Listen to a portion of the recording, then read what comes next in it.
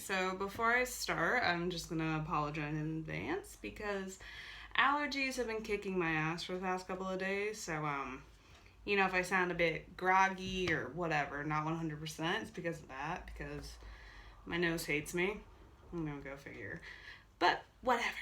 So, today, fresh out of a Netflix binge, I wouldn't really call it a binge, I wasn't too crazy about finishing it.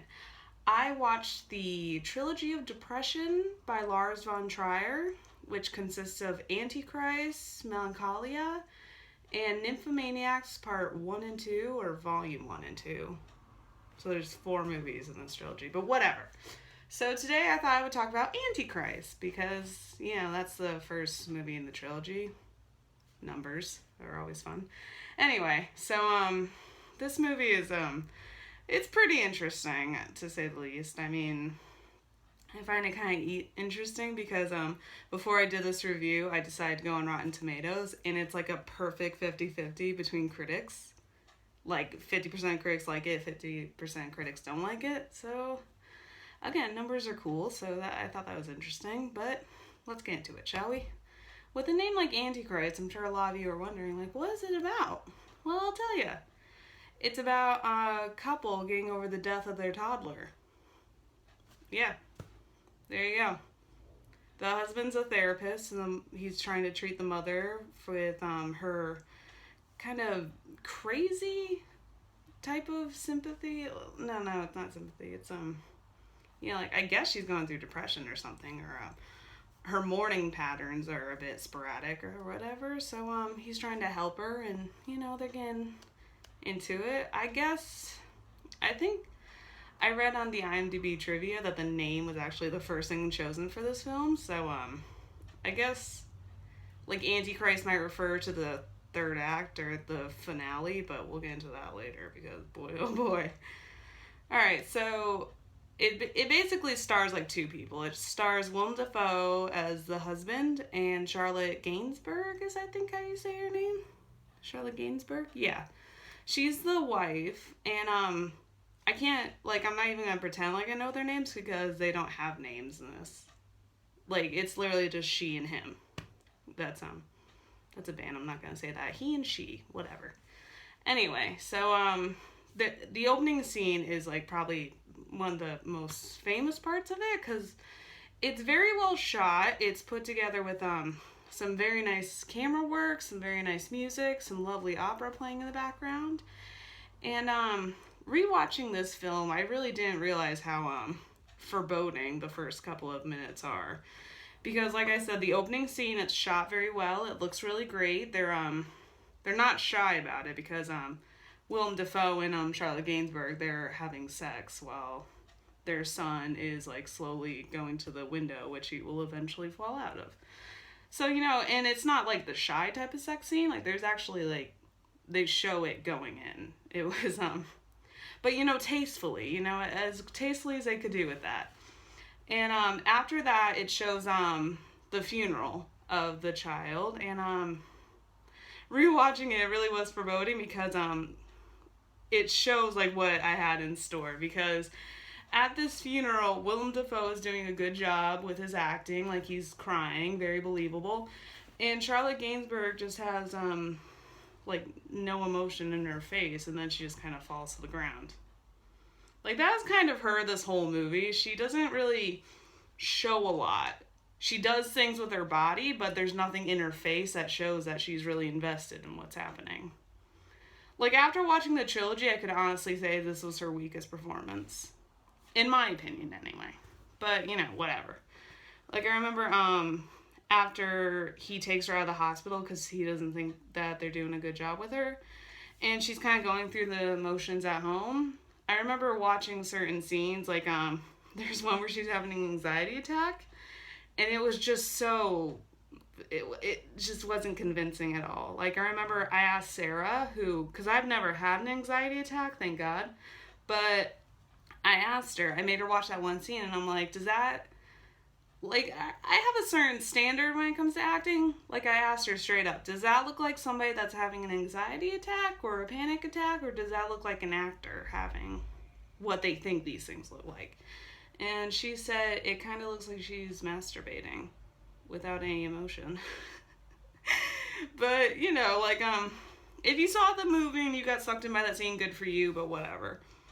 It was also very foreboding because it shows, like, how she acts and how she comes across for the entire movie.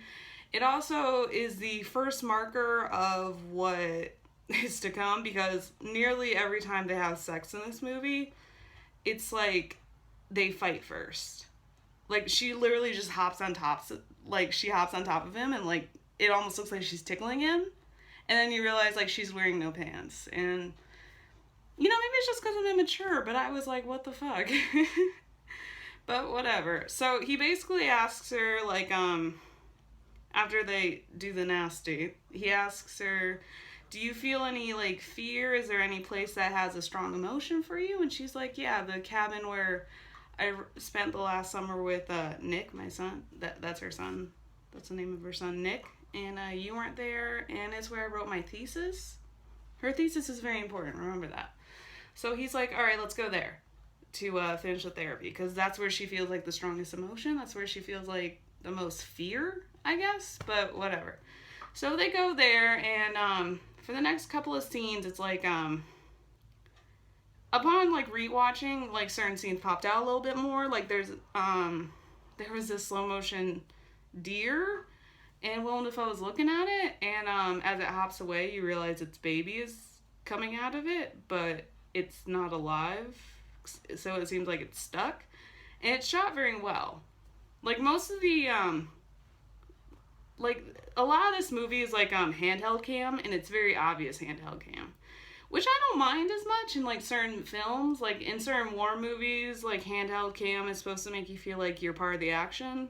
But when it's two people just talking in bed, it's very distracting, and it's very, nauseating to me. Maybe it's just me, whatever. But a lot of the stationary shots, you know, where it's slow motion, those are great, because Lars von Trier, he definitely has some talent. I shouldn't say some, he has a lot of talent, but not all of it goes well with me. But anyway, so a lot of the rest of the movie is therapy, and those, like, shaky cams and those good slow motion shots, and then we get to the last act, and it's such bullshit. I'm just gonna say it. The last act feels so disconnected from the rest of the movie. I really think he just shot a different ending for a different movie. So it comes to light that she is a witch. Yeah. Like, they don't say it, but earlier in the film they mention that witches have the power to conjure up hailstorms. And when she does something kind of dramatic, the movie ends with a hailstorm. So that was telling us, yeah, she's a witch.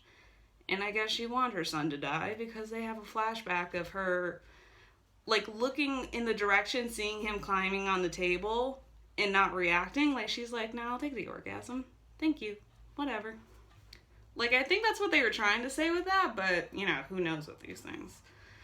But, you know, it's just so, it's so violent. It's so unnecessary, especially because Charlotte Gainsbourg tries to act crazy for this last act, and it just comes across as, like, an actor wanting attention. Like, she's just screaming without any emotion. She has nothing happening in her face. There's nothing there, but, you know, whatever. Well, I think because there are only two actors in this movie and Willem Dafoe is doing a great job, it really just shows more when Charlotte Gainsbourg doesn't do good. I mean, at least to me it does. But, you know, it ends and with a very, very disturbing scene to me. Like, I just, ugh. It ends with her basically cutting off a very private piece of herself, you know? I'm not gonna say it, because even thinking about it just sends chills up my spine. I'm not about that. But, you know, it ends with her doing that, and then trying to kill Willem Dafoe, and then looking, like, puzzled, like, why is he so mad at me? I just stabbed him with a pair of scissors. And so it kind of ends poetically with the best actor of the film killing the worst actor of the film. You know, that's just how I'm gonna say it. So in the end, you know, he kind of hobbles away because she fucked up his leg, and You know, I'm sure there's a hidden message or a very obvious message to the real brainiacs who watch this movie, but I didn't see it. But, you know, it kind of just ended with him leaving. That's how I'm going to say it. This was just such a weird movie for me. And, you know, maybe it's just because I'm not as cultured. Like, my favorite movie is The Evil Dead. I've been watching Invader Zim for the past week. Like, I'm pretty immature, but I also, like, I can appreciate artistic films. I can appreciate movies with a message. It's just, this one just seemed like it was just grasping at straws in certain scenes. Like, it's just, I feel like it wanted to be more than it was. Or the director, Lars von Trier, he had something in his head that he just didn't put to film that great. Like, I heard, like, he was, like, fresh out of the mental hospital for depression, which I guess could add to the in-depth depression, Trilogy of Depression title, but, you know, and I feel bad for that because he didn't get to do everything that he wanted, at least that's what IMDb said, but, you know, it's just, a lot of people like this movie, a lot of people consider it the best of the trilogy. I would not agree. In my opinion, it's, like, here's how the trilogy went. It went Melancholia, Nymphomaniac Part 1, Antichrist, Nymphomaniac Part 2. So, it's not horrible. It's not the worst, but I wasn't big on it. I'm going to give it a 3. 3. Like, it did have good shots. It was, you could tell it was somewhat close to him, I guess. And Willem Dafoe did a good job, but everything else just, it lost me. And I feel bad because, you know, a lot of people like it and whatever. People can enjoy it. And if you want to check it out, if that sounds like the type of movie for you, you can go check it out. But me, nope. I think I'm going to go watch some Invader Zim. Anyway, bye guys.